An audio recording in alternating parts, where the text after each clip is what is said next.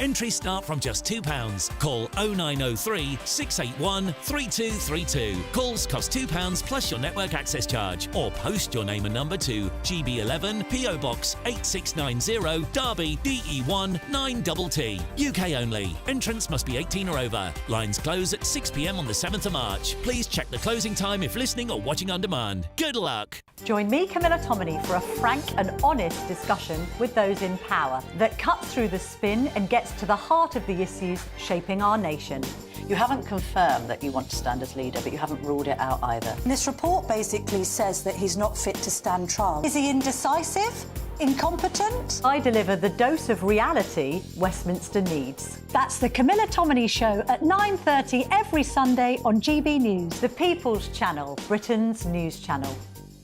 Good Afternoon Britain isn't just about us. The wonderful thing about this programme is it's about everyone watching. It's an interactive programme. Well, there absolutely is something to see here, and we're going to be talking about it more. Whether it's breaking royal news, Will, please bring us up to date, or indeed a particularly punchy speech in the House of Commons. Very, very curious. We bring it to you live, and then we bring you live reaction as well. That's Good Afternoon Britain, weekdays from midday. Only on GB News, the People's Channel, Britain's news channel.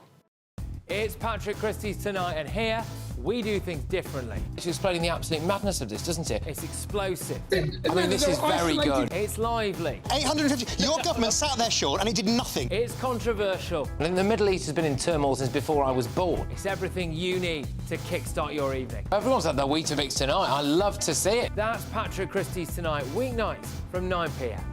Only on GB News, the People's Channel, Britain's news channel. Mornings don't have to be tiresome, especially if you have the right company. Wake up to news as it happens, opinion and debate, and of course, a little bit of entertainment too. Because when the kettle's on, we're on. That's Breakfast on GB News, a show worth waking up for. Every morning from 6 a.m. Only on the People's Channel, Britain's news channel. We'll spread the news, you spread the word.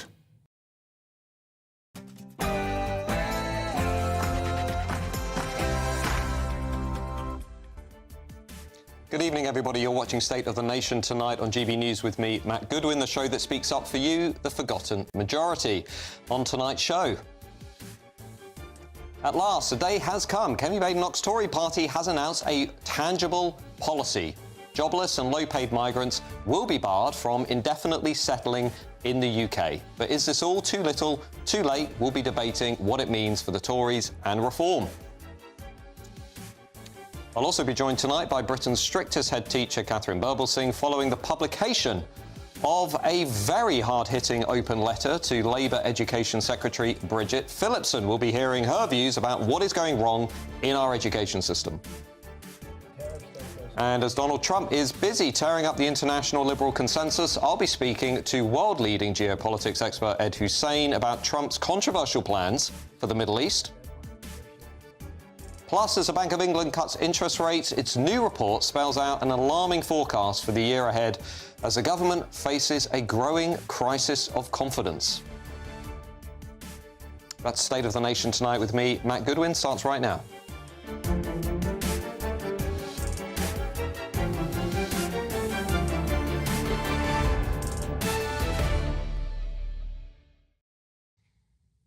Now, I'll also be joined tonight by my top panel, founder of Novara Media, Aaron Bastani, and political commentator Charlie Downs. As ever, let me know your views at gbnews.com/yoursay and hit me up on X at GoodwinMJ. Now, it's time for the News Bulletin with Mark White.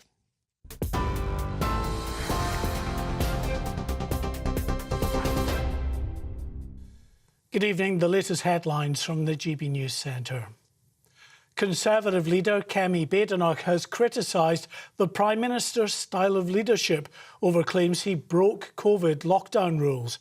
Speaking to GB News, the Tory leader questioned the explanation Sir Keir Starmer gave for meeting with a voice coach during lockdown. Ms Badenoch branded Sir Keir a lawyer, not a leader. It's just how hypocritical Keir Starmer has been. I don't know anyone who needs emergency voice coaching on Christmas Eve. I think that Keir Starmer is a lawyer, not a leader, and I think he knows exactly what he can and cannot say to get himself out of trouble. Meanwhile, GB News can confirm that the Prime Minister has met in private with victims of the Southport attack today. It's the third time Sir Keir has visited the Merseyside town since last July's stabbings. This latest visit was intended as an opportunity to meet the bereaved families and some of the victims in the wake of the sentencing of the Southport killer Axel Rudikabana.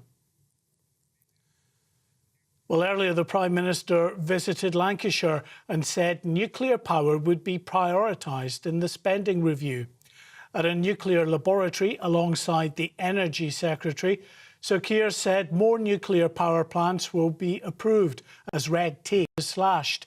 Ministers say the plans aim to make it easier to build small modular reactors to help deliver clean, secure and more affordable energy. 2 suspected people smugglers wanted by French authorities have been arrested in the UK by the National Crime Agency. Albanian Luzim Baraj and Iraqi national Rabin Sharif were tracked down and detained in London. Both are wanted in France, where prosecutors accused them of being involved in a number of small boat crossings in 2022.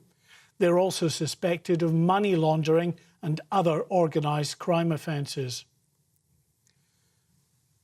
Police and tech companies have agreed to work more closely to tackle phone theft. The pledge was made at a summit today chaired by the Home Secretary. It follows coordinated action across London. 230 phone theft suspects were arrested over the past week. Scotland Yard said the trade in stolen mobiles is worth more than £50 million a year as the devices are resold in the UK and abroad. The Princess Royal has returned to the hospital where she was treated after being knocked unconscious by a horse last year. During the visit to Southmead Hospital in Bristol, Princess Anne was able to thank the doctors and nurses who looked after her. The 74-year-old princess described how every day is a bonus after she suffered concussion and head injuries in the accident last June. And those are the latest GB News headlines. Now back to Matt Goodwin and State of the Nation. For the very latest GB News direct to your smartphone, sign up to News Alerts by scanning the QR code or go to gbnews.com/alerts.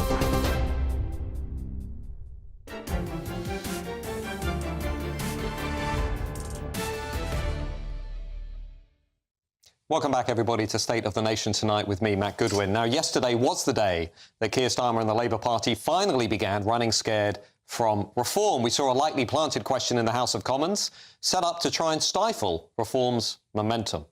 We also discussed on yesterday's show how Number 10 Downing Street has dispatched strategy experts and advisors to try and support Labour MPs on issues that clearly matter to reform voters.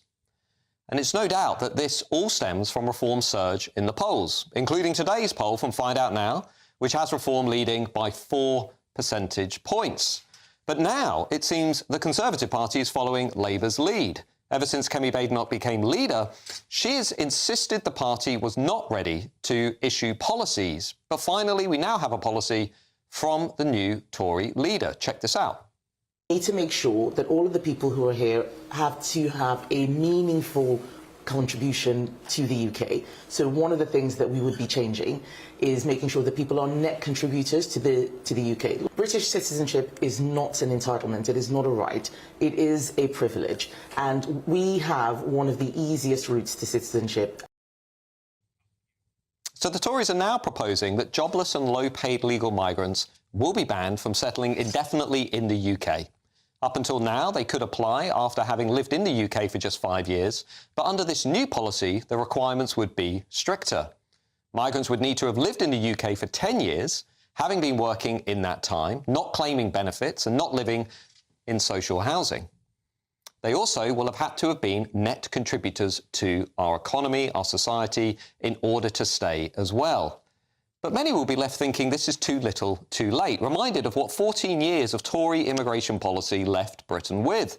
Brexit, remember, was meant to be a promise to end the era of mass, uncontrolled immigration, to lower the overall numbers, as the Conservatives told us in their 2019 manifesto. But, of course, the Conservative Party betrayed the country on that issue. If we look at the 3 years that followed the COVID pandemic, we saw numbers that were simply mind-boggling. In the year to December 2021, net migration reached nearly 500,000. In 2022, it was nearly 900,000. In 2023, it was about the same figure. That's a net 2 million people in just 3 years. Only about 22% of those people, by the way, happen to come in on worker visas. And when you look at the fine print, it becomes even more remarkable, shocking even. In the first half of 2024, get this, Britain issued 15,000 health and social care visas to people coming to work in health and social care, but issued 60,000 visas to their relatives. In the first half of 2024, we gave 1,000 health visas to people from Zimbabwe, and they brought 10,000 relatives, 10 dependents for every worker. Our immigration system is simply the laughingstock of the world. For too long, the economic consensus has opted for mass migration as an artificial means of growing the economy. It's good for big business, it gives them cheap migrant workers, but in reality, it's making us poorer, as even the Office for Budget Responsibility now accepts. In fact, all of the academic research, I would argue, shows that the kind of migration that is now coming into Western economies is making us poorer, not richer. And while this new policy proposal from the Tories is a move in the right direction, it barely scratches the surface.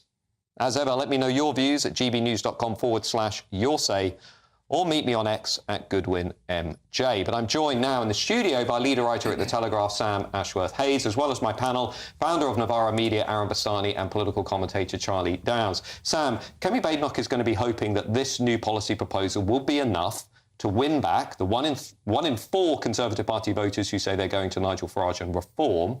Will it be enough? I don't think so on its own. It's a good starting point. It had to be done. But the Conservative Party has so much ground and credibility to win back on the issue of migration. As you've gone through those figures, people saw the last 14 years of Conservative government, and they need to send a really costly signal about this. And from my point of view, personally speaking, I think the way they're going to have to do this is by going further on this, by laying out further policies for migration once they're in power, and possibly by looking at how you deal with the previous wave that arrived, because many of these people will be offered ILR in the next few years. And that will lock in tens of billions of pounds worth of fiscal costs for the taxpayer unless you have a plan. So just forgive me for my confusion. So is Kemi Badenoch saying that the people who have arrived in recent years are going to be denied indefinite leave to remain, so they can stay here forever, basically? Or is she saying it's only people going forward who will be denied indefinite leave to remain unless they've contributed to the national economy? My understanding was that it's going to be a policy going forward. Going forward, in which case the millions of people who came in under the Tories, now under the Labour government, will be eligible to stay in the country forever, including relatives, racking up these big net fiscal costs. Aaron, the era of low-skill, low-wage, uncontrolled immigration has got to come to an end, right? Even Labour MPs this week have said to Keir Starmer, a handful of them at least, we need to get tougher on immigration. There's two things going on here. There's the question you asked me there about immigration, its role for the UK economy, who's it working for, who's it not working for. I'll come back to that in a moment. I don't want to look evasive to you, Matt. Sure. First point, though, of course, because it's a proposal coming from Kemi Badenoch, I suppose I'd open up to everybody here. If you care about immigration in this country, if you think it's too high, if you think it's been too high for too long and it's not working for the country, some people will agree with that, some will disagree. But if you think that, why on earth would you vote for the Conservative Party? What's their USP? If I really think that, I'll vote for reform. If it's of third, fourth, fifth importance, but I care about things like the NHS, I'll vote maybe Labour. If I want proportional representation, I'll go Lib Dem. Climate, Greens, you get the picture. I don't know what the unique selling point of the Conservative Party is. And that poll you started this show on with Find Out Now, putting them on 18%, I find that quite plausible. There are some polls putting them above 20%, and I'm thinking, well, they got 24 in July 2024. it seems strange to me they've only just edged down a little bit further since then, given the polling rise of Reform. Yeah. I think we shouldn't write out the possibility of them getting below 20% in the next general election. I mean, Charlie Downs, do you think there is any way the Conservative Party can out-reform reform on immigration? Do you think there's a way that Kemi Badenoch can actually get ahead of Farage on that issue? Or is Aaron saying, basically, it's too late? Well, it is refreshing to have some actual tangible policy being put forward by the right in Britain. But just in answer to your question, Aaron, I actually think that with, the polls being what they are now, we might start to see people saying, don't vote Conservatives because you'll be splitting the Reform vote. So perhaps actually the role of these two parties has reversed. Perhaps now the role of the Conservative Party is to be a pressure group from the right against Reform, which is very interesting because if you listen to figures like, for instance, Robert Jenrick, Nick Timothy, Neil O'Brien and so forth, they are using, I think, much stronger rhetoric than Reform are when it comes to immigration. Like Robert Jenrick, during his leadership campaign, for instance, was able to campaign to the right of Reform on these issues. And I think that might actually be the utility of the Conservative Party now. Albeit within the context of a liberal Conservative parliamentary party. I mean, Sam, just to perhaps put ourselves in a position of maybe sort of the Conservative Party, I mean, they would argue that they are still the dominant party on the right. They've got a hell of a lot more MPs than Reform. They've got a track record of governance, of delivering policy. I mean, surely that appeal to credibility, to competence is maybe the ace card that they've still got up their sleeve. If I were in their shoes, I probably wouldn't appeal to competence. But they do have a lot of structural advantages, as you say, which means that they're not quite the default party of the right anymore, though. I think that's what's changed. They're actually going to have to compete for this. This election, they were able to basically say, if you vote Reform, you split our votes, and they were able to sort of cruise through in a few seats where they perhaps would not have done so. Next election, there's now common knowledge that people are supporting Reform to quite a large degree, and it will be a really competitive fight to see which the party of the right is. And Aaron, just come back to Labour for a minute. We saw some numbers yesterday. So of the top 100 seats for Reform, 64 are Labour held. The top 50, 33 are Labour held. Immigration is going to across those Labour areas like Brexit, right? It's going to make life complicated for Labour, particularly if Reform start to appeal to Conservatives and none of the above voters and some disillusioned Labour voters. So where should Labour go on immigration between now and 29? I suppose there's one school of thinking which says they can't really own that issue. They can mitigate it. They can kind of try and make it a secondary, or third or fourth order importance. But they need to really play to their strengths, which I think is probably true. What I would say, though, is that, broadly speaking, we can talk about Reform doing really well. They're finishing first, not just according to this poll, by the way, also YouGov. You can't just write this off, also YouGov.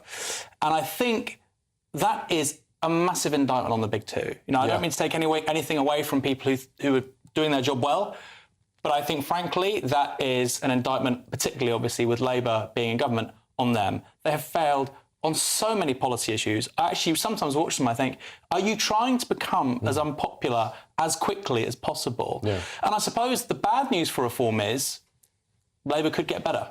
Is it possible, really, to imagine a political operation getting any worse than this? I find that personally hard to believe, but maybe I'm wrong.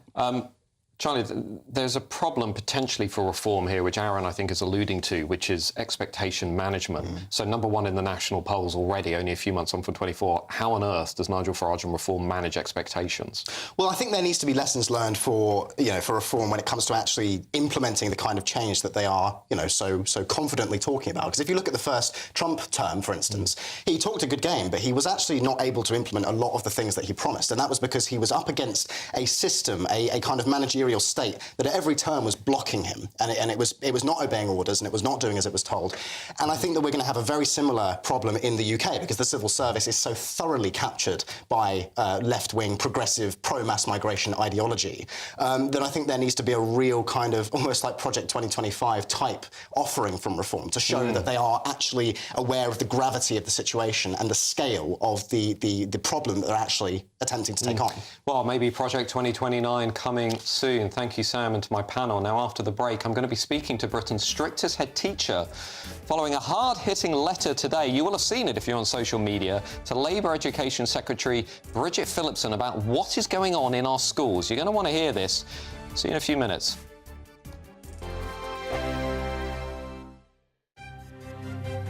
GB News Breakfast, every day from 6 a.m. Lauren, let's start with this, shall we? How children's TV may be harming, not helping young minds. Yeah, so this is an article in the Express today, a big double-page spread as a result of some new research and a new book that's coming out by a child psychologist, saying that children's television, and I think perhaps more importantly, the way that children consume television and video product now is perhaps not as healthy for them as we would hope it would be. And there's quite some distance from children's television of the past, of the sort of the Bagpuss and Clangers and Ivor the Engine era. And I think what's interesting about this is particularly the how children's television is consumed angle, because children are now put in front of screens significantly more often than they were, certainly when I think we were growing up. The content that they are consuming is not great for their brains and their learning and development, which Floella Benjamin of children's television fame is now leading a big crusade to say that some of this is really, really bad for children. These days, they're not watching the TV that we all watched when we were growing up. They're not even watching GB News in the morning. What are they thinking? Would you believe it? But they are watching this absolute drivel all day long on YouTube, and because obviously all our TVs are now connected to the internet, or they're getting TikTok on their TV. It's not even, so they don't even necessarily have to have smartphones or iPads. They can just watch this stuff on TV, and it is rubbish. They are watching it and they're obsessed with it. Oh God, Skibbity Toilet or something. Have you heard of this? No. No? Well, you'll have viewers who have got who are parents of sort of 13-year-olds, and this Skibbity Toilet thing is, they're all obsessed with it, and this is a really annoying sort of theme tune or thing that they sing at you. GB News, the People's Channel.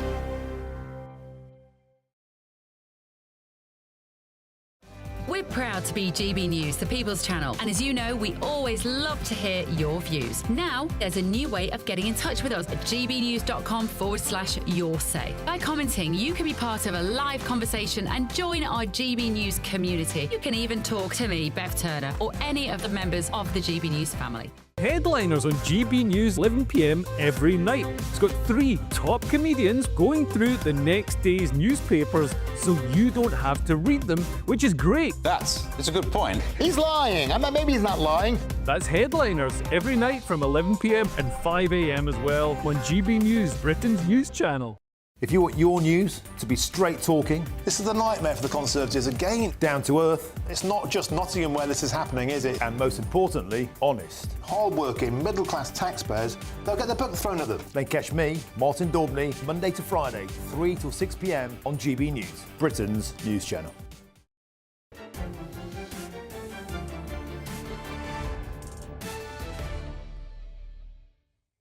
Welcome back to State of the Nation tonight with me, Matt Goodwin. Now, we've just been discussing Kemi Badenoch's new migration policy, and you've been writing in with your views. Nikki says, although Kemi did not mention how or when she is going to stop the boats. Too little, too late, says Nikki. Now, today, a blistering letter from one of the UK's most high-profile head teachers, Katharine Birbalsingh, has sent shockwaves through the education system, accusing the Labour Education Secretary, Bridget Phillipson, of failing to deliver real answers on key issues facing our schools. Following a meeting between the two, the Michaela School head teacher wrote, "You are not listening." This comes after the government's education plans are set to roll back the academy freedoms that have allowed schools like Michaela, which are non-selective, achieve outcomes close to that of places like Eton.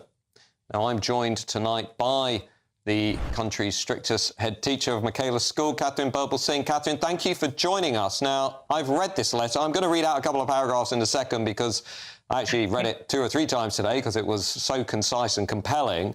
Just talk to us, if you can, about what you see as the fundamental problem here with Labour's reform agenda with the schools. Yeah, so academies have raised standards in England so enormously that on international league tables like PISA, we've moved from 27th to 7th in maths, or on Pearls, we are now considered to be best in terms of reading, having been way down the international charts 15 years ago. All of these reforms that happened in the last decade and a half, making schools into academies, are responsible for that success. And people come, we get 800 visitors a year at Michaela from all over the world, and so do lots of really good schools in England because of the amazing the amazing work we're doing thanks to the freedoms we've got. That's what makes an academy. The school leaders have freedoms that allow them to give a bespoke and tailored offer to their particular community. Bridget Phillipson is now going to take those freedoms away from our academies, which essentially makes them into schools. So when she claims to say, I love academies, but then at the same time is taking away the freedoms from academies that makes them academies, she's essentially turning us into schools. And so it's just not true. She doesn't love academies. If I may, Katharine, you say in your letter, which I urge everybody out there to read, they'll find it online, I'm sure they'll find it on your X account. We asked you, Bridget Phillipson, to explain why it is that academies were able to drive up standards. You are removing their freedom, so you clearly don't believe their freedoms lead to success. So what does? You could not answer our questions. We asked you to name a single school that you believed is driving up standards. You talked around the House as politicians do, but again, no real answers. It sounds as though this meeting was disappointing, to say the least. Yeah, it was very disappointing. I mean, she wouldn't name a single top school that she's been to visit. She said that the record of her school visits was for public knowledge and you could find it. I can't find it. I don't know what school she's ever been to. And I don't know why she couldn't just say, I've been to these top schools. I presume it's because she's never visited any of the top schools. She seemed quite proud of the fact that she'd been to schools that were underperforming. And I have no problem with her going to those schools. But why wouldn't I've invited her 3 times to come and see Michaela? Why not come and see what we're doing and learn from what we're doing? My deputy who was with me spoke about how last year we got 52% grade 9s and how Eton got 53% grade 9s. So we're basically matching Eton. At no point did she say to probe and say, well, tell me, what is it you did exactly? What was it, your teaching methods? Was it your strictness because you're known as the strictest headmistress? Oh, is it your values? There was no interest at all in what we're actually doing and finding out what are those key ideas that could be rolled out across schools. I mean, that does certainly sound remarkable and shocking. In fairness, however, Katharine, you say, well, this is about a Marxist ideological dislike of academies. I mean, if Labour were here, they would say, well, actually, this is about improving social mobility, opportunity for all children. What would you say? What would you say to Bridget Phillipson making these arguments? In fact, I think she talked to you about raising the floor rather than the ceiling. Is that correct? Yeah, so it was interesting. We talked about the curriculum and she said, it's a floor, not a ceiling. And I said, so which school is it that does not meet your floor core curriculum and does not offer a core curriculum to children? She couldn't name that school because I don't believe that school exists. All schools offer a floor core curriculum. So what is the problem she's trying to fix? Oh, what she wants is uniformity across the school system, which is owned by central government. When I call her a Marxist, what I mean is she's taking the few freedoms we've got as head teachers and as school leaders and is returning them to government because she, as education secretary, knows better what my children need than I do. And I disagree with her. We offered a tailored approach with regard to our curriculum, with regard to the way in which we hire teachers, with regard to our PAN. So this is interesting for your families. They want to give the PAN control of that. That's the pupil admissions numbers. If we have 120 kids coming into our school every year, if the local school next door is not very good and has 100 kids instead of 120, with the changes she's making, she could take 20 of our places and put them with that other school. And the mom, I said to her, what would you say to a mother who is desperate to get her child into a good school that used to have 120 places, but you've now made it 100 places in order to help out that other school that isn't very good? What do you say to this woman? Well, the answer she gave was completely inadequate. I mean, there is no other answer. You're reducing the number of places in good schools. Sure. And Katharine, I mean, what if Bridget Phillipson were to say something like, well, look, Michaela School, remarkable outcomes and achievements, but, you know, we don't have 500 or 1,000 Katharine Birbalsinghs across the country to lead these schools, and that actually we need something that works for everybody. Yeah, but I mean, the point is that these ideas do work for everybody. Having good discipline in your school works for everyone. Having teachers lead the learning works for everyone. Now, there are things, there are various ways in which you want to alter, and I understand different intakes are different, and it's precisely that I'm arguing, but there are certain basics that work. And the only way you can get those basics happening everywhere is not by her telling what people should do in central government. It's by giving people, school leaders, freedoms, and so they have a sense of responsibility and ownership for their schools, and then they can be held accountable for what they deliver. If, on the other hand, she makes us all be exactly the same, there is no accountability and there's no sense of responsibility. Well, I think there's no doubt this debate is going to continue as Labour continue to reform our education system. But thank you, Katharine, for your time this evening. That's Katharine Birbalsingh from Michaela School, a school I've also visited. It's a fascinating place. In a moment, I will be speaking to world-leading geopolitics expert Ed Hussein, and author, written many good books, on Donald Trump's shocking new plans for the Middle East. You're going to want to hear what Ed has to say. He's written about it in the papers this morning. I'll see you in a few minutes. Dinner under the stars tonight? That reminds me of our travel insurance. You mean All Clear Skies? All Clear Travel Insurance sponsors GB News travel destinations forecast. It's been quite a wet start to the year across Iberia, and there's more rain to come for Spain and Portugal. Plenty of sunshine, though, for Greece and across Cyprus after we had some showers here at the weekend. It is still a little on the cool side. Some showers heading into southern Italy and across Malta on Friday afternoon. Much of the south of Spain still dry at this stage, but that rain is moving in. Plenty of sunshine across the Canaries. That rain across Spain will head to the south of France as we go into the weekend, so turning wet in Nice. All Clear Travel Insurance sponsors GB News travel destinations forecast. Hi there and welcome to the latest update from the Met Office for GB News. We're going to see the skies remaining clear towards the northwest during the next 24 hours with some frost and fog overnight, but increasingly cloudy elsewhere as high pressure begins to migrate towards Scandinavia, and that's going to establish an easterly wind coming in from the near continent. Not one of the colder easterlies we've experienced in recent years, but chilly nonetheless, and it will bring an increase in cloud across much of England and Wales, particularly towards the southeast, where there'll be some showers moving through overnight. In the northwest, though, staying clearer with frost and fog to wake up to. And it's going to be cold everywhere, whether you've got the clear spells to the north or the cloud and that easterly wind in the south. Feeling raw under the grey skies and showery rain or sleet through London and the home counties first thing. Some brightness for West Wales, the southwest of England, northwest England as well. A frost in places, but it's Northern Ireland, central and western Scotland where we'll see the sunniest skies during Friday morning. A bit more cloud there for the east of Scotland. Otherwise, cloud-free skies for the north and west of Scotland. Always a favoured spot when winds are arriving from the east, and that's going to remain the case throughout the next few days. An unfavoured spot, if you're not a fan of grey skies and sleety rain, will be East Anglia, the south and southeast, where the rain, sleet and some hill snow will become more prevalent later in the day. 5 or 6 Celsius, feeling even colder when you add on the effect of that wind coming in from the North Sea. And as we start off Saturday, wouldn't be surprised if there'll be a little bit of a covering of snow over the Welsh mountains, the moors of the southwest, the Chilterns perhaps.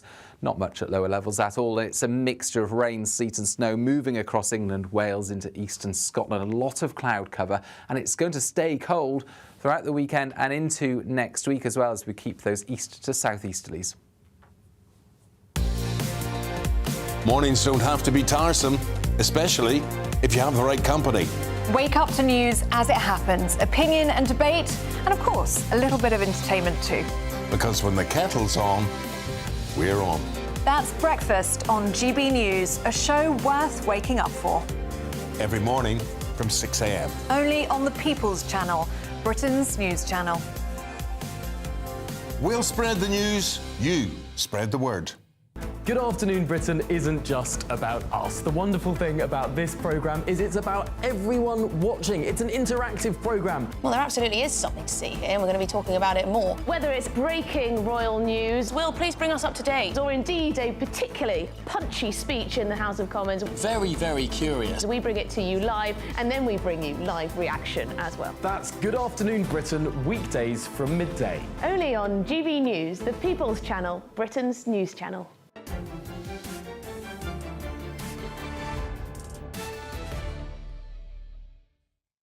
Welcome back to State of the Nation Tonight with me, Matt Goodwin. Now, the United States Department for Government Efficiency, or DOGE as it's become known, headed by Elon Musk, has identified its latest target, which is the US Agency for International Development, or USAID.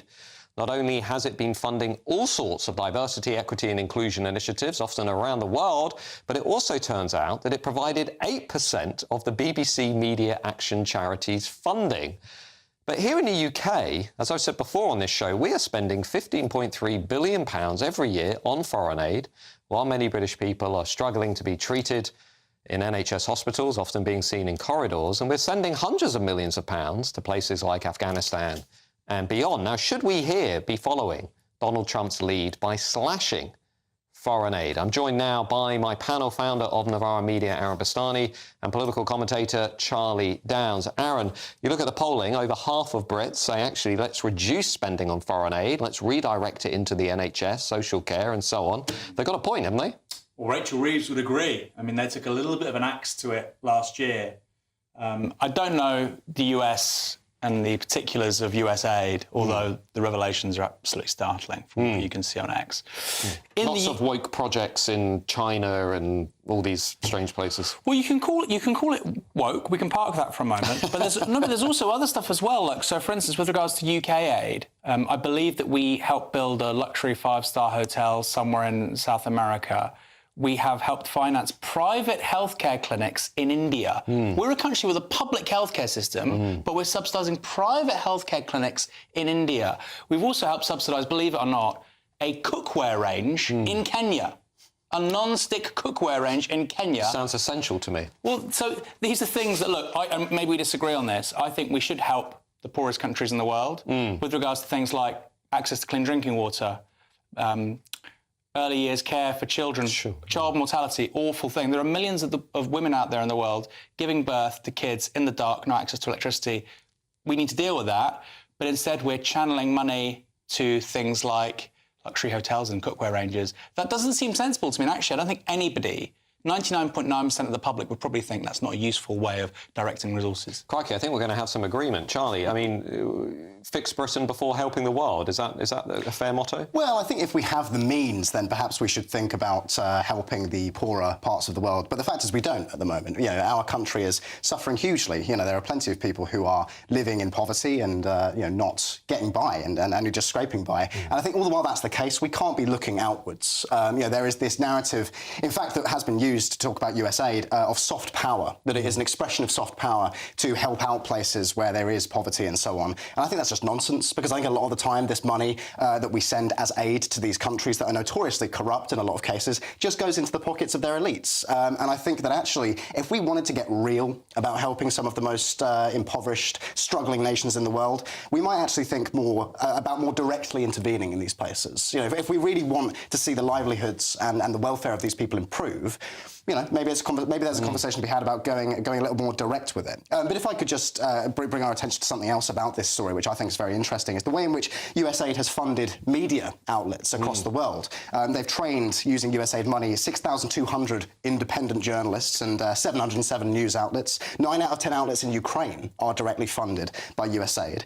The New York Times and Politico, and indeed our very own BBC, have been funded by USAID. And the US government brags that they are now the largest contributor to independent media in the world. Now, if that's independent, I mean, I don't know what the word independent means. So the question we have to ask is, has Novara Media accepted money from USAID?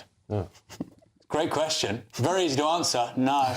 Just on this USA point, though, there's a fascinating dynamic to this about the state, isn't there? I mean, Elon Musk has been saying that basically this is about peeling back the layers to find out where money has been going. And essentially a lot of people online saying, well, these funds have been used to essentially advance the quote-unquote deep state and the allies of the deep state. There is something here that it's not just about money, it's about the concentration of power.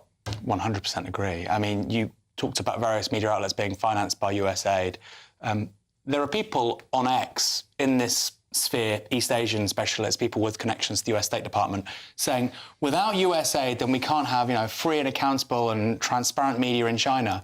And I'm thinking, you're a country with 40 million people on food stamps. Like I say, there are millions of women out there in the world giving birth to children in the dark. And you think a legitimate use of US taxpayer money is funding media in China. Now, whatever you guys think of China, they've taken 700 million people out of poverty. And the whole point of US aid is taking people out of poverty.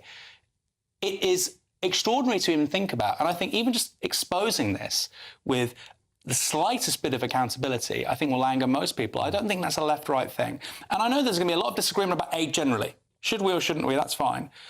But my goodness, a lot of money is being wasted. And I think a lot of the money is being wasted on projects which actually don't need to be viewed ideologically or should polarise people. It's just a waste of taxpayer money. I mean, I have said on this show before, the fact that we are treating British people in hospital corridors and car parks, but we are suddenly finding 100 million via David Lammy to send to states in Africa and in the Middle East in the hope that it will stop migration upstream while failing to control our borders here.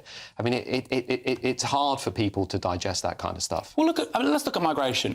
Yeah. You remove Gaddafi. Gaddafi in Libya was really on top of this stuff. Or Afghanistan, Iraq. You're removing regimes, you're spending billions of pounds, and then you're saying, you know what, we're going to spend even more money to stop the migration flows. Doesn't make any sense. No, well, I agree with you on that one. Now, thank you to my panel. Now, Donald Trump has sent shockwaves across the international community this week as he has announced his ambitious plan to rebuild Gaza and resettle 2 million Gazans. Well, my next guest has defended the plan, claiming, and I quote, no nation in the world would accept a permanent terror base on its border with over 200 miles of tunnels hiding weapons and training for destruction, alluding, of course, to Israel. I'm joined now by Senior Fellow at the Council on Foreign Relations, Ed Hussein. Ed, what do you make of Donald Trump's plan to build a Riviera in the Middle East? Hi, Matt.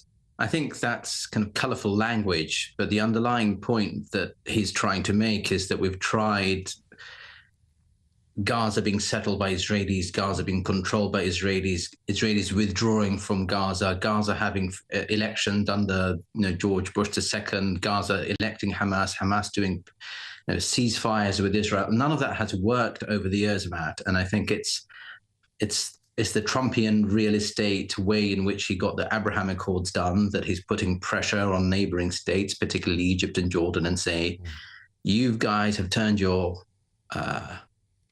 faces away from the difficulties in Gaza, and you can't let Israel, and by extension the West, continue to face extremism and terrorism coming out of Gaza, but also being exploited, as you know too well, Matt, on the streets of Britain and across Europe, with Gaza as a pretext. So I think he's right to confront this issue creatively and head on. Yeah, I mean, it is sort of shock and awe diplomacy, isn't it? It just, you wake up one morning and here's a radical plan that nobody really had previously given much serious consideration to. Some of the countries you mentioned, Egypt, Jordan and others, have already denounced the plan, essentially said, look, we're not going to do anything like this. Trump has come out again this morning and said, well, actually, I think they will. You are an expert on that region and those countries. How do you see this unfolding over the next few months and years of Trump too? I mean, do you think that he will be able to pressure the likes of Jordan, Egypt and elsewhere to get round the table and consider, if not necessarily this particular plan, but something like this?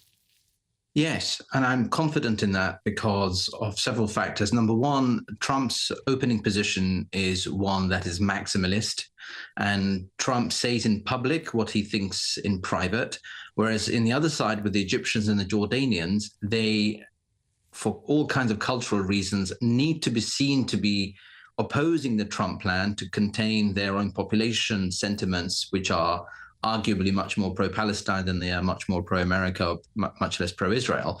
So they have to be seen to be doing a different kind of diplomacy. And I think private conversations, I'm not suggesting for a moment that the Egyptians or the Jordanians are in private contradicting Trump. I think they're going through a third source. It might be the Saudi Crown Prince, Mohammed bin Salman, or others who are the intermediaries here. Or it might be that they're speaking to our other friends in the Gulf who are speaking to the Israelis who are then conveying that message. But I think there's an interesting dance going around of multiple positions in the region. And do you know what? Given it's kind of in the first 30 days of Trump, it's a great thing that we have more hostages back. We have Israel feeling safer, Iran feeling more isolated, and we're having a different conversation about the future of Gaza rather than saying, well, this belongs to Hamas and we have to tolerate protests and suicide bombings, either side of the extreme spectrum, both on our streets here in the West and across the Middle East. What about these claims that we've heard today, yesterday, about ethnic cleansing, the idea that essentially, among Trump's opponents, this is setting the stage for the cleansing of Gaza, the removal of Gazans, and that this is all a sort of subtext for this ethnic cleansing or genocide? Those are just slogans, Matt. When people deploy categories and slogans to respond to ideas and process and new ways forward, they haven't put any thought into it. They're just reverting to their usual, this is genocide, this is ethnic cleansing.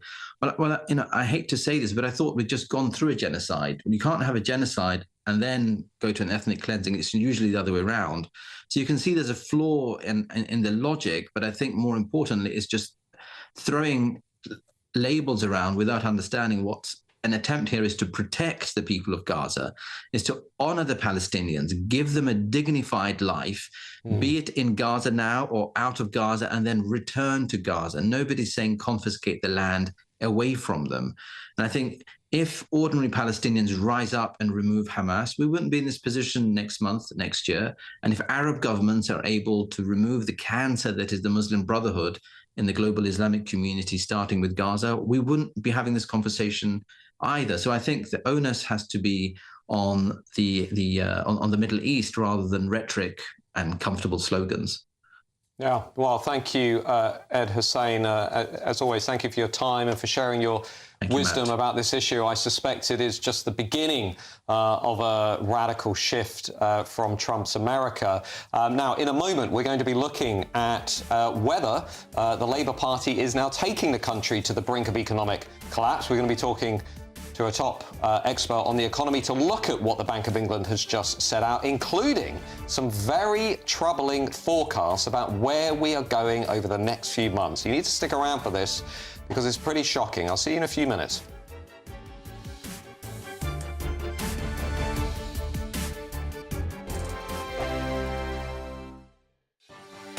Martin Daubney, weekdays from 3 p.m.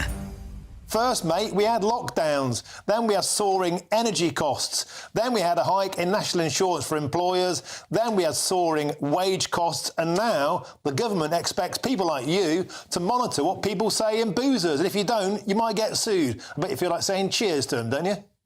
Look, it just looks like another war on pubs, Remember, they tried to stop smoking outside as well. Luckily, they rethought that. But look, we've got everything stacked against us, Martin, and the last thing I need to do is go and get in people's conversations. At the end of the day, a pub is like an extension to your home. It's a public house. Friends go to speak, friends go to meet, unwind after work. It's none of my business what you're talking about.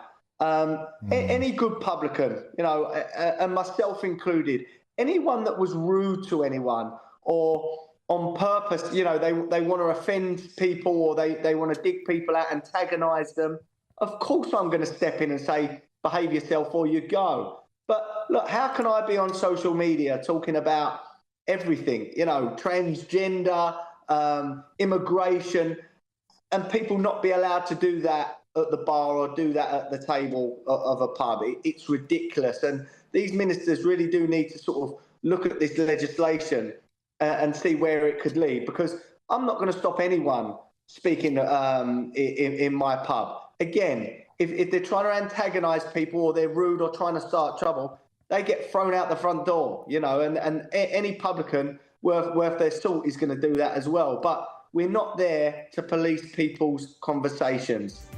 GB News, the People's Channel.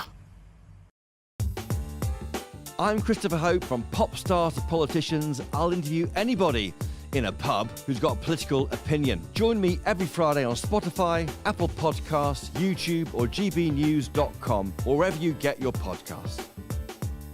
This is GB News, the People's Channel. In the GB Newsroom, we bring you the news as it happens. With our team of dedicated journalists across the UK, we're ready to keep you up to date with what's happening every half an hour, every single day. Bulletins here on GB News, the People's Channel, Britain's news channel.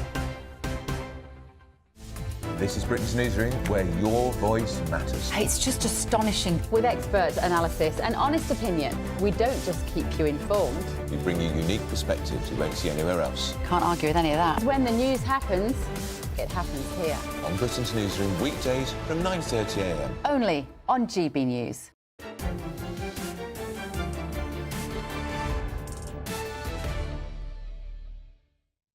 Welcome back to State of the Nation Tonight with me, Matt Goodwin. Now, earlier today, the Bank of England made the expected decision to cut interest rates down to 4.5%.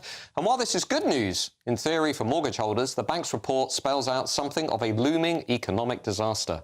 Not only did the UK's economy shrink in the final quarter of last year, but we're now expected to grow at a mere 0.75% in 2025, the rest of this year. So much for Labour going for growth. There is a crisis of confidence in the government. Inflation is expected to peak in the autumn, and because of the employer national insurance tax hike, we can expect increasing prices, job cuts and lower wages. Well, to discuss all of that, I'm joined tonight by social business entrepreneur Philip Ullman. Philip, how concerned should we be about this looming fiscal financial crisis that we can see in the small print of the Bank of England's reports today? Enormously concerned. We are in a precarious position. I'm crystal clear about that. The amount of money that is being printed, the level of inflation, they talk about 2.5%. It's much, much higher than that. We all know it's nearer 25%. If you look at what prices have been since the last couple of years, it's gone up by much, much more. And people are suffering. People at home can't put food on the table. And not only they get inflation, which means that they can't put food on the table. The punishment they get is then an increase in interest rates, which then even more penalises the people that can't put food on the table. So we have to, I think, understand what is the real problem. And we are approaching a crisis point. I'm convinced the amount of money that is being printed by the banks, this is the heart of the problem, Matt. We are literally printing truckloads of money. Not QE, I'm talking about the actual banks, the commercial banks lend money into existence. That is why we have enormous problems. If we continue to print the huge amount of money that we are, inflation will continue. Inflation means that food can't be afforded, but also we think house price increases is actually good. It's actually not. It's because of all the money that's being printed. It actually means the money is less. So all of this together is causing immense suffering, and there's going to be an impending collapse. So we have to find a solution, and the solution is not interest rate hikes. The solution is actually going to the core problem, which is actually the banking system, which is literally printing money. The commercial banks print money. If we can deal with that and stop the money being printed, we could actually go solve the problem. Now, I notice Reform MP Rupert Lowe is one of the people who's made this argument that we need to dramatically slash the amount of money that's being printed. We need to push back against QE and so on. So why isn't Rachel Reeves talking about it? Because the Treasury aren't explaining it to her. And I think GB News has got a real opportunity to, Rupert is starting to talk about this issue, to explain to people that banks create money. It's not just the government. And once people realise that, they know the system is rigged. They know that they can't put food on the table. They know that the interest rates have increased. They've done nothing to deserve a hike in interest rates on their mortgage. They know they're suffering, and no one's telling the truth that the banks literally create the money. And that is obscene. And that, until we deal with that and start to explain to people, we've got to stop this relentless printing of money. And Rupert has raised it. I mean, the bill didn't go beyond the second reading, did it? But, but at least he's raised an issue. It's a big issue, and the Treasury aren't listening. So you're talking about collapse. You're sort of Yes. talking. You're using words that will alarm people. Yes. I think collapse, Yes. crisis.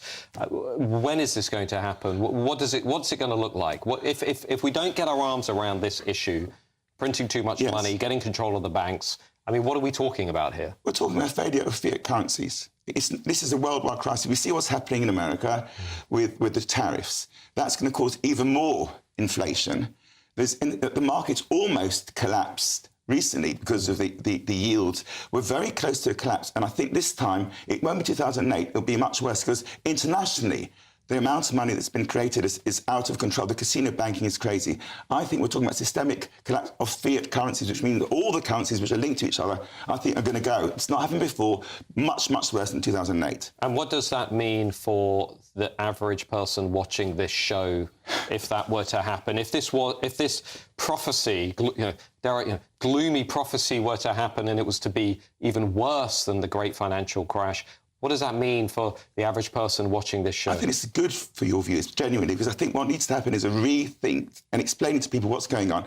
And we get rid of this debt. The debt is unaffordable. Yeah. We're talking about a jubilee of some sort. So it won't be bad for people. People will recognise that we need to reset and we need to stop this huge amounts of debt and create a system that looks after people. So I think even though there's going to be a period of uncertainty, it will be good for your audience. One of the things I've never understood, I'm not an economist, but throughout the 2000s and the 2010s, I watched the gradual increase in debt. Yes. And I sort of was asking myself the question as we got to 80%, 90%, 95% debt to GDP, well, what on earth happens if the interest rates go up? And of course, as we saw after the COVID pandemic, that's exactly what happened. So why wasn't anybody actually thinking about this before we got to this point? Because we keep people out of really understanding this. The propaganda, the nonsense, we know that inflation is nothing like what they're telling us. And we keep people quiet. People know, if you ask people, have they got enough money to put food on the table? They say, no, we haven't. Yeah. That's not measured. So the level of unemployment is not measured. So what we're doing now, we're not telling people what's really going on. And that's why we've got social unrest. That's why we've got these issues and the social, because effectively we're not looking after people. And the answer is people are starting to complain. They want change. And therefore, this collapse will be good for people because the system is... I mean, I was going to say, if you look at the national polling at the moment, it's very clear people want change, and part of that change are MPs who are actually talking about the need to cut back on quantitative easing. So, Philip, thank you for joining us and explaining this critical issue to our GB News viewers. We will almost certainly continue the conversation in the months to come. Now, up next is Patrick Christys. Patrick, what have you got for people this evening? Well, you'll never guess why a Pakistani asylum seeker has been awarded £100,000 in compensation. I've also going to be talking about the story of a Royal Marine who was staring down the barrel of 7 years in prison for speaking his mind in the wake of the Southport massacre. He pleaded not guilty and he got off. I'm wondering whether or not more people should have pleaded not guilty. NHS diversity. Someone can earn 120 grand a year for being a diversity officer in our failing health service. I've got a Tory MP on to say why people should still trust the Tories with their latest immigration policies. And ITV are tonight trying to cancel Gino De Campo. Splendid stuff, Patrick. What a show. That's all coming up after the weather in just a few moments. Now, I'll be back tomorrow night right here on State of the Nation at 8 p.m. Speaking up for you, the forgotten majority. See you tomorrow. Thanks for watching. Stick around for Patrick.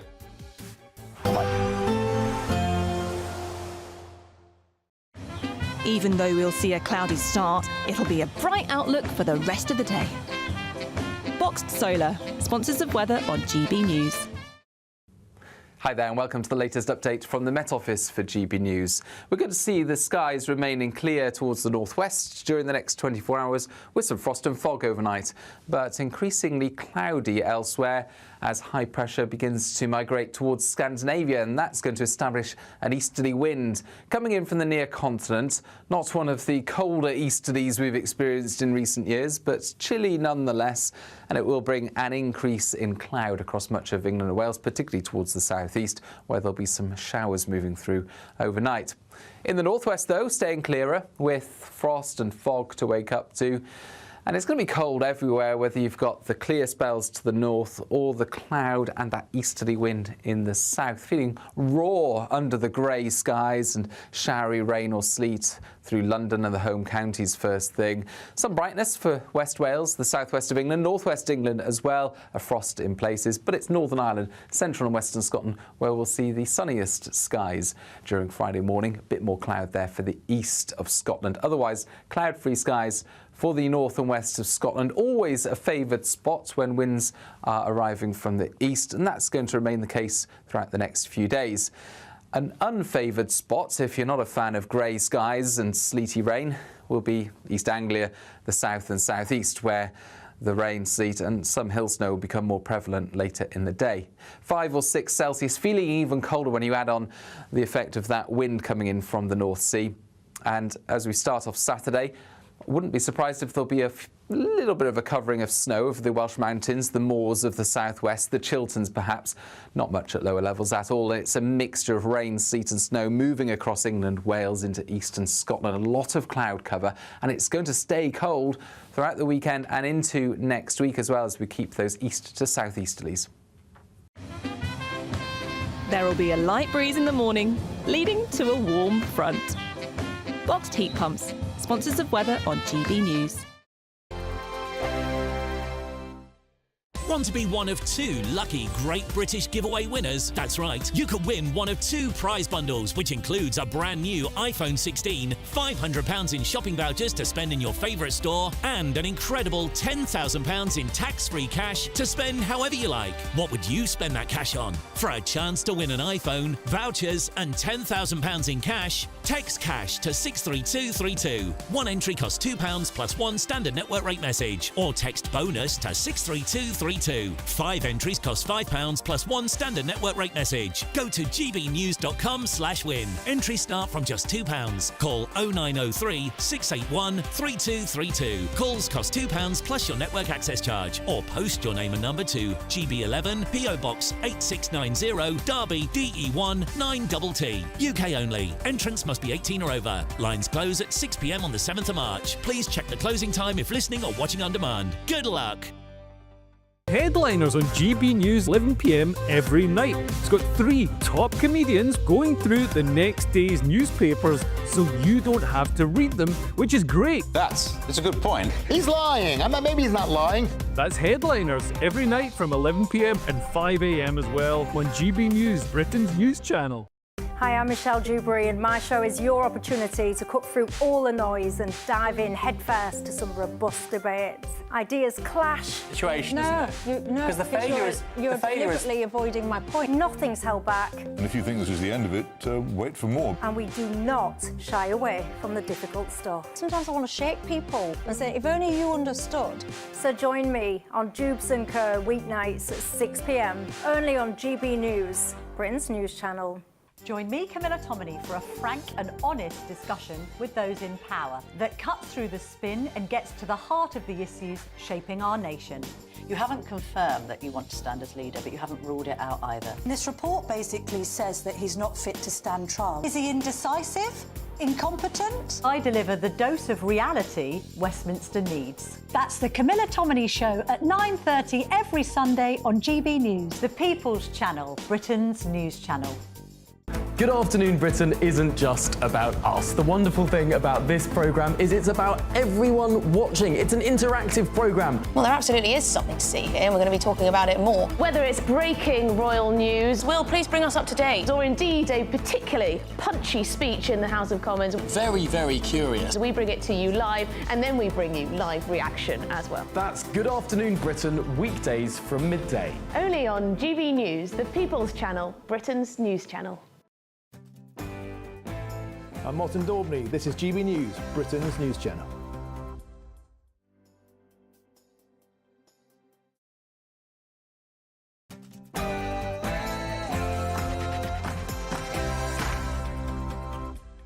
It's 9 p.m. I'm Patrick Christys. Tonight. Now, this individual has just assaulted a GB News cameraman and is going to be arrested by police as it currently stands. As you can see, the police appear to have just let him walk off.